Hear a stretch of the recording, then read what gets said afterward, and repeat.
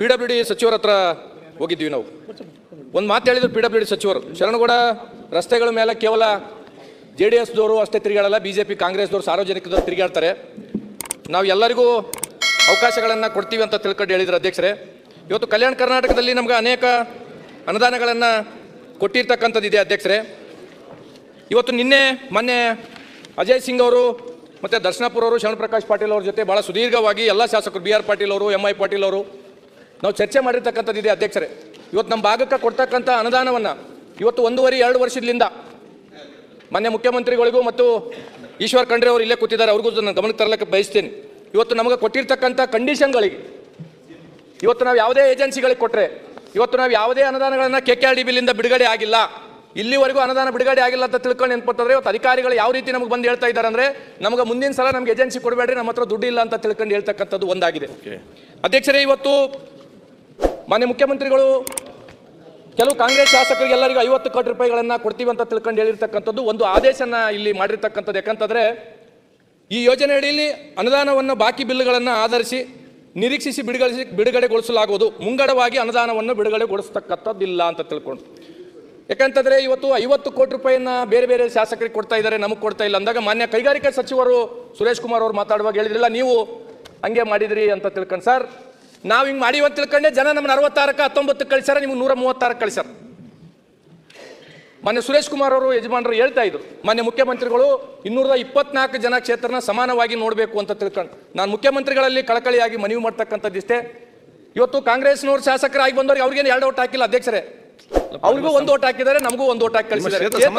ಕ್ಷೇತ್ರದ ಜನತೆಯಲ್ಲಿ ನಮ್ಮನ್ನ ನಾವು ಇಲ್ಲಿ ಶಾಸಕರಾಗಿ ಆಯ್ಕೆಯಾಗಿ ಬರಬೇಕಾಗಿತ್ತಂದ್ರೆ ನಾವು ಎಷ್ಟು ಕಷ್ಟ ಪಡ್ತಾ ಇದೀವಿ ನಮಗೆ ಗೊತ್ತು. ನಾವು MLA ಆಗಿ ಆಯ್ಕೆ ಬಂದ ಮೇಲೆ ನಾವು ಕೆಲಸನೇ ಮಾಡಲಿಲ್ಲ ಕ್ಷೇತ್ರದಾಗ ಅಂತಂದ್ರೆ ನಾವೇನು ಉತ್ತರ ಕೊಡಬೇಕಾಗಿತ್ತು? 5 ವರ್ಷ ಸಾರ್ವಜನಿಕವಾಗಿ ನಾವು ಮೊದಲನೇ ಬಾರಿ ಆಯ್ಕೆ ಆಗಿ ಬಂದೀವಿ, 72 ಜನ ಇದ್ದೀವಿ, ನಮ್ಗೆ ಅನುದಾನನೇ ಇಲ್ಲ ಅಂತಂದ್ಮೇಲೆ ಉತ್ತರ ಏನು ಕೊಡಬೇಕಾಗುತ್ತೆ? ಇವತ್ತು ಇನ್ನೊಂದು ಏನಾಗಿದೆ ಅಧ್ಯಕ್ಷರ ಅಂತಂದ್ರೆ, ಮುಂದಿನ ಜನರೇಷನ್, ನಾವೊಂದು ಜನರೇಷನ್, ನಮ್ದು ಆದ್ಮೇಲೆ ಮುಂದಿನ ಜನರೇಷನ್ದವ್ರು ರಾಜಕೀಯಕ್ಕೆ ಬರಬೇಕಾ ಬರಬಾರ್ದು ಅಂತ ತಿಳ್ಕೊಂಡು ವಿಚಾರ ಮಾಡ್ತಾ ಇದ್ದಾರೆ ಅಧ್ಯಕ್ಷರು. ಯಾಕಂತಂದ್ರೆ ಅಧ್ಯಕ್ಷರೇ, ಇವತ್ತು ಯಾವುದೇ ಒಂದು ಅನುದಾನವನ್ನು ಈ ಸರ್ಕಾರದ ತಗೋಬೇಕಾಗಿತ್ತು ಅಂತಂದ್ರೆ ಒಬ್ಬ ಪ್ರಭಾವಿ ಸಚಿವರ ಫಾಲೋವರ್ ಆಗಿರಬೇಕು, ಇಲ್ಲಂತಂದ್ರೆ ಯಾವುದೋ ಒಂದು ರಾಜಕಾರಣಿಗೆ ಅಂತಂದ್ರೆ ನಾವು ಚಾಕರಿ ಮಾಡಬೇಕು. ಈ ರೀತಿ ಅಂತಂದ್ರೆ ಒಂದು ವಾತಾವರಣ ಅಂತಂದ್ರೆ ನಿರ್ಮಾಣ ಆದರೆ ನಮಗೆ ಅಂತಂದ್ರೆ ಬಹಳ ಹೊಸ ಶಾಸಕರಿಗೆ ಆಯ್ಕೆಯಾಗಿ ಬಂದಿರತಕ್ಕಂಥವ್ರು ವಿ ಆರ್ ವೆರಿ ಫ್ರಸ್ಟ್ರೇಟೆಡ್.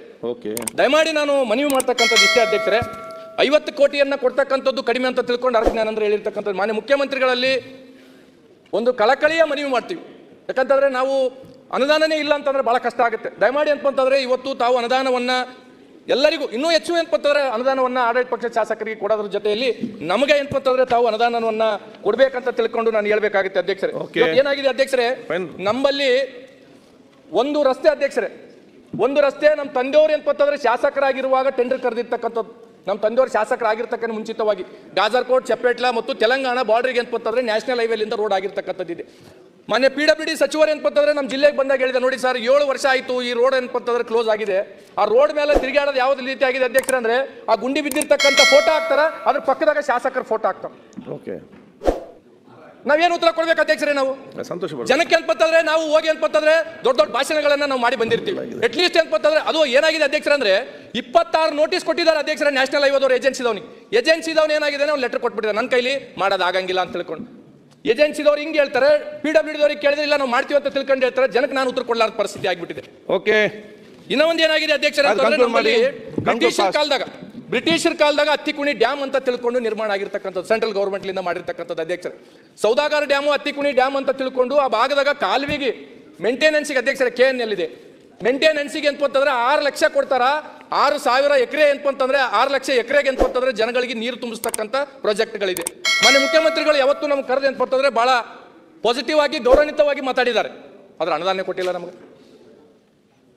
ದಯಮಾಡಿ ನಾನು ಹೇಳ್ತಕ್ಕಂಥದ್ದು ಇಷ್ಟೇ, ಯಾವುದೇ ಸಚಿವರಿರಲಿ ಇವತ್ತು ಏನಾಗಿದೆ ಅಧ್ಯಕ್ಷರ ನಾನು ಹೇಳ್ಬೇಕೋ ಹೇಳ್ಬಾರ್ದು, ಮನೆ ಮುಖ್ಯಮಂತ್ರಿಗಳಲ್ಲಿ ಕುಂತಾರಂತ ತಿಳ್ಕೊಂಡು ಮಾತ್ರ ಹೇಳ್ಬೇಕಾಗ್ತದೆ. ನಮ್ಮ ತಂದೆ ಸಮಕಾಲೀನ ಒಬ್ಬ ಮಂತ್ರಿಗಳ ಹತ್ರ ನಾನು ಹೋಗಿದ್ದೆ, ಅವ್ರು ನನಗೆ ಗೊತ್ತಿದ್ದು ಕೇಳಿದ್ರೆ ಗೊತ್ತಿಲ್ಲ, ಕೇಳಿದ್ರೆ ಗೊತ್ತಿಲ್ಲ, ನಾನು ಇದು ಟೀಕೆ ಮಾಡ್ತಾ ಇಲ್ಲ. ಈ ರೀತಿ ವ್ಯವಸ್ಥೆ ಆದರೆ ಬರ್ತಕ್ಕಂಥ ಪೀಳಿಗೆ ಯಾರು ರಾಜಕೀಯಕ್ಕೆ ಬರಂಗಿಲ್ಲ. ನೀನು ಯಾವ ಜಾತಿ ಅಂತ ಕೇಳ್ಬಿಟ್ಟ ಮಂತ್ರಿ, ಅಂದ್ರೆ ನಮ್ಮ ಜಾತಿ ನೋಡಿ ಅನುದಾನ ಕೊಡ್ತಾರೆ ಅಧ್ಯಕ್ಷರೇ? ಓಕೆ, ನನ್ನ ಮನಸ್ಸಿಗೆ ಯಾವ ರೀತಿ ಆಯ್ತು ಅಂತಂದ್ರೆ ನಮಗೆ ಜನ ಏನ್ಪತ್ತಂದ್ರೆ 73,000 ಓಟ್ ಹಾಕಿ ಕಳಿಸಿದ್ದಾರೆ ಅಧ್ಯಕ್ಷರ ಗುರುಮಿಟ್ಕಲ್ ಮತಕ್ಷೇತ್ರದಾಗ. ನನ್ನ ಜಾತಿ ನೋಡಿ ಓಟ್ ಹಾಕಿಲ್ಲ ಅಧ್ಯಕ್ಷರೇ. ಆಯ್ತು, ರಾಜ್ಯಕ್ಕೆ ಹೇಳಿದ್ರಲ್ಲ, ಹೇಳ್ಬೇಕಿಲ್ಲ ಬೇಡ ಆಯ್ತು ಅಂತ ಹೇಳಿದ್ರಿ, ವಿಶ್ಲೇಷಣೆ ಬೇಡ, ಟೈಮ್ ಇಲ್ಲಲ್ಲ, ವಿಷಯ ಹೇಳಿದ್ರಿ. ಹೌದಾ ಸರ್, ಏನಾಗಿತ್ತು ಅಧ್ಯಕ್ಷರೇ ಅಂದ್ರೆ ಮಾನ್ಯ ಮಂತ್ರಿಗಳು ನನಗೆ ಯಾವ ಜಾತಿ ಅಂತ ತಿಳ್ಕೊಂಡು ಕೇಳಿದ್ಮೇಲೆ ಇವ್ರ ಕೆಳಗಿರ್ತಕ್ಕಂಥ ಅಧಿಕಾರಿಗಳು ನನ್ನ ಯಾವ ಜಾತಿ ಅಂತ ತಿಳ್ಕೊಂಡು ನೋಡ್ತಾರ. ಈ ವ್ಯವಸ್ಥೆನ ಏನ್ಪಂತಂದ್ರೆ ಬಂದ್ಬಿಟ್ರೆ ನಾವು ಯಾರು ಏನ್ಪಂತಂದ್ರೆ ಕೆಲಸ ಮಾಡಕ್ಕಾಗಲ್ಲ. ನಾವ್ ಯಾರು ಏನ್ಪಂತಂದ್ರೆ ಈ ಚುನಾವಣೆ ವ್ಯವಸ್ಥೆಗೆ ಏನ್ಪಂದ್ರೆ ಬರಕ್ ಆಗಂಗಿಲ್ಲ. ನಾವ್ ಯಾರು ಏನ್ಪಂತಂದ್ರೆ ಸಂವಿಧಾನವನ್ನ ಉಳಿಸ್ಲಕ್ ಆಗಂಗಿಲ್ಲ. ದಯಮಾಡಿ ನಾನು ಮನವಿ ಮಾಡ್ತಕ್ಕಂಥದ್ದು ಇಷ್ಟೇ ಇದೆ ಅಧ್ಯಕ್ಷರೇ. ಕಂಕ್ಲೂಡ್ ಮಾಡಿ. Okay sir. ಸರ್, ನಮಗೆ FD ಅಂದ್ರೆ ಗೊತ್ತಿಲ್ಲ ಸರ್. ನಮ್ಮ ತಂದೆಯವರು 5 ವರ್ಷ ಇರುವಾಗ ಏನ್ಪಂತವ್ರು ನಾವು ಸಣ್ಣ ಪುಟ್ಟ ಕೆಲಸಕ್ಕೆ ಏನ್ಪಂತವ್ರು ವಿಧಾನಸೌಧಕ್ಕೆ ಬಂದಿರತಕ್ಕಂಥದ್ದು ಇದೆ. FD ಅಂದ್ರೆ ನಮಗೆ ಗೊತ್ತಿಲ್ಲ ಸರ್. ಒಂದು 10 ಲಕ್ಷ ರೂಪಾಯಿ ಅನುದಾನನ ನಾವು ಕ್ಷೇತ್ರದಾಗ ಕೇಳಿದ್ರು ಅಲ್ಲಿರ್ತಕ್ಕಂಥ ಅಲ್ಲಿರ್ತಕ್ಕಂಥ ಅಧಿಕಾರಿಗಳು ಏನ್ಪಂದ್ರೆ FDಗೆ ಹೋಗಿದೆ ಅಂತ ಹೇಳ್ತಾರೆ. 50 ಲಕ್ಷದ ಕೆಲಸ ಕೇಳಿದ್ರು ಏನ್ಪಂತಂದ್ರೆ FDಗೆ ಹೋಗಿದೆ ಅಂತ ಹೇಳ್ತಾರೆ.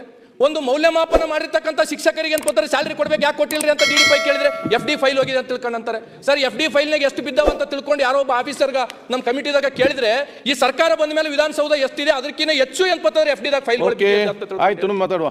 ಹಾಗಾಗಿ ದಯಮಾಡಿ ನಾನು ನಮ್ಗ ಶಾಸಕರಾಗಿ ಬಂದಿರತಕ್ಕಂಥವ್ರಿಗೆ ಅನುದಾನ ತಾರತಮ್ಯ ಮಾಡದೆ ಮಾನ್ಯ ಮುಖ್ಯಮಂತ್ರಿಗಳು ತಾವು ಬಹಳ ಎಲ್ಲರನ್ನ ಒಟ್ಟೆಗಿಟ್ಕೊಂಡು ಸರಿ ಸಮಾನವಾಗಿ ನೋಡ್ಬೇಕಂತ ತಿಳ್ಕೊಂಡು ತಮ್ಮಲ್ಲಿ ಮತ್ತೊಮ್ಮೆ ಮನವಿ ಮಾಡ್ತಾ ಅವಕಾಶಕ್ಕಾಗಿ ಧನ್ಯವಾದಗಳು ಅಧ್ಯಕ್ಷರೇ.